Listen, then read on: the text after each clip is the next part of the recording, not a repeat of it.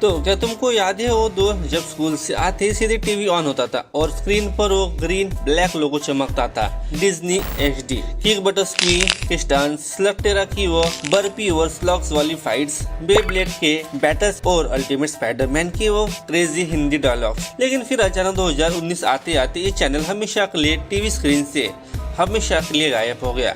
ना कोई फेयरवेल, ना कोई अनाउंसमेंट, बस एक सन्नाटा और ये चैनल हमेशा के लिए इंडिया में बंद हो गया।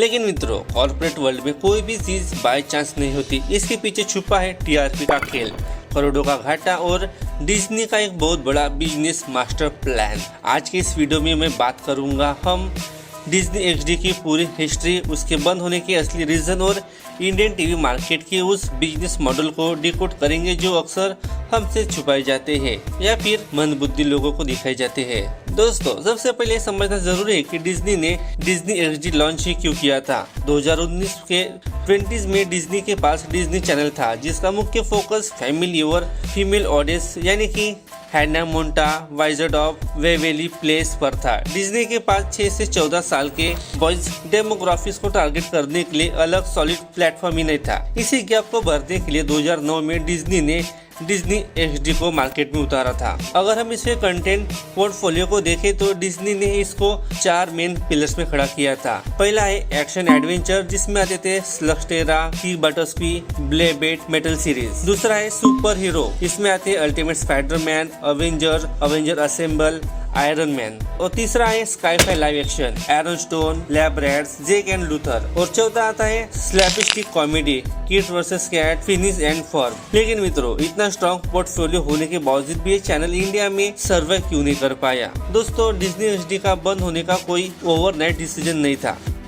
2004 में आया जेटिक्स ईरा। डिज्नी ने जेटिक्स नाम से एक्शन ब्लॉक की शुरुआत की जो काफी हिट रहा था और 2009 में डिज्नी XD लॉन्च किया। ग्लोबल रिब्रांडिंग के तहत जेटिक्स को खत्म करके डिज्नी XD लाया गया। फिर 2019 में 20 जनवरी 2019 को डिज्नी XD को बंद करके उसे मार्वल HQ के नाम से बदल दिया गया और चौथी बार रीचेंज किया था सुपर हंगामा में। सोचने वाली ये बात है कि ब्रॉडकास्ट चैनल को 4 बार रीब्रांड करने की नौबत क्यों आई है। इसके पीछे मुख्य यानी कि मेन बस 4 रीजन है। इसको चलो समझते हैं। पहला है TRP। मित्रों, टीवी ब्रांडिंग का सीधा रूल है, नो TRP, नो एडवर्टाइजमेंट और नो मनी, यानी कि पैसा भी नहीं है। मार्केट डाटा के मुताबिक 2015 से 2018 के बीच डिज्नी XD की TRP 0.2 से 0.4 के आसपास की अटकी रही थी।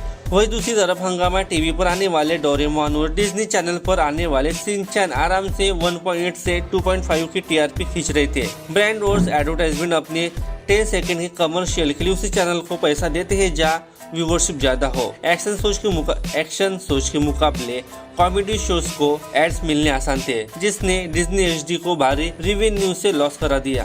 दूसरा रीजन है हाई एक्विटीजन और डबिंग कॉस्ट। स्लगटेरा फिर स्पाइडरमैन जैसे इंटरनेशनल सोच के ब्रॉडकास्ट राइट बहुत ही महंगे होते हैं। ऊपर से उन्हें हिंदी, तमिल और तेलुगु में टॉप क्लास आर्टिस्ट से डब करवाना बहुत पैसा लगता है। जब TRP से रेवेन्यू नहीं आ रहा होता तो हर महीने करोड़ों रुपए डबिंग पर खर्च करना का डिसीजन एक ही बड़ा चुतियापा था। तीसरा है दी फेल मार्वल HQ। 2019 में डिज्नी ने सोचा कि अवेंजर्स एंड गेम की हाइप का फायदा उठाया जाए। उन्होंने डिज्नी XD का नाम बदलकर मार्वल HQ कर दिया, लेकिन यह डिसीजन से एक बहुत ही स्ट्रेटेजिक मिस्टेक हो गई है। उन्होंने कोई नया कंटेंट डब नहीं किया, उन्होंने बस मार्वल HQ पर वही 5 साल पुराने एवेंजर्स के एपिसोड लूप पर चलाए, जिससे व्यूअर्स बोर हो गए हैं। चौथा रीजन है जियो। 2016 में जियो के आने के बाद डेटा सस्ता हुआ और स्मार्टफोन हर हाथ में पहुंच गया। डिज्नी के ग्लोबल मैनेजमेंट ने देखा कि बच्चे अब टीवी शेड्यूल के हिसाब से नहीं बल्कि ऑन डिमांड ऑन स्क्रीन देखना पसंद करते हैं। डिज्नी ने अपनी पॉलिटिक्स बदली और केबल टीवी से ध्यान हटाकर अपने सभी प्रीमियर शोज को डिज्नी प्लस हॉटस्टार पर सब्सक्रिप्शन मॉडल पे चालू किया। दोस्तों, अब अगर हम इसका एक बड़ा और निष्पक्ष एनालिसिस करें तो ये सिर्फ डिज्नी की कहानी नहीं है, यह पूरे इंडियन किड्स टेलीविजन इंडस्ट्री का एक कड़वा सच है। इंडियन टीवी किड्स मार्केट में स्टोरी ड्रिवन और कंटिन्यूटी वाले एक्शन कंटेंट का टिकना लगभग इम्पॉसिबल है। इसका सही एग्जाम्पल है एनिमैक्स इंडिया। टीआरपी और डिस्ट्रीब्यूशन न मिलने के कारण बंद हुआ। दूसरा है cartoon network. Action animation block को टीआरपी न मिलने से ड्रॉप करना पड़ा। और डिज्नी एचडी रीब्रांड करके कॉमेडी चैनल बंद कर दिया गया। इंडियन केबल टीवी पर यूजर्स और parents light heart gang comedy देखना पसंद करते हैं, जिसमें कंटेंट, प्लॉट, विलन या फिर कुछ भी नहीं है, बस स्क्रीन पे कुछ चलता रहे। तो दोस्तों, इसमें आखिर हुआ क्या है? डिज्नी एचडी किसी बयान या फिर कंट्रोवर्सी की वजह से बंद नहीं हुआ, बल्कि कम टीआरपी और गिरते एडवर्टाइजिंग रेवेन्यू के कारण बंद हुआ है। तो दूसरा है मल्टीपल रिब्रांडिंग। डिज्नी के वो बिजनेस एक्सपेरिमेंट थे जो इंडियन मार्केट में पूरी तरह फेल हो गए। यहाँ के बच्चों को तुम बस मोटू पतलू दिखा सकते हो। आज टीवी ब्रॉडकास्टिंग का दौर बदल चुका है। एक्शन और एनिमेटेड कंटेंट अब बदल चुके हैं। अब चलेगा तो बस बच्चों का शो, यानी कि मोटू पतलू।